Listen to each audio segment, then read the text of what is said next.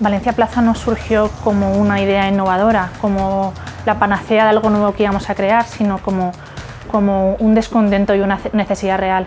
Estábamos en una época complicada, considerábamos que la Comunidad Valenciana necesitaba su voz y su proyección, ya no solo en torno a la comunidad, sino hacia afuera.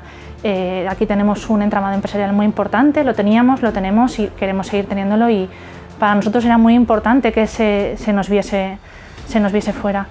Así que surgió así, con un proyecto que considerábamos que era fundamental, un descontento que teníamos y un remedio que queríamos poner.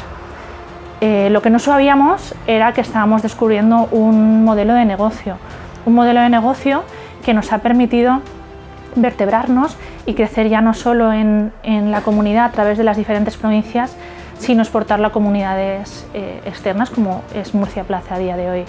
Creemos que es un modelo que funciona, que es un modelo que, gracias a Dios, después de 10 años es solvente y que es muy exportable.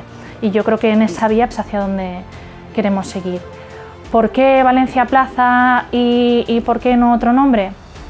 Básicamente esa idea no fue más que centrarnos en una plaza financiera, en nuestro core, que era la empresa, el mundo financiero, el sector económico, y lo que considerábamos que íbamos a aportar algo más a lo que hay a día de hoy.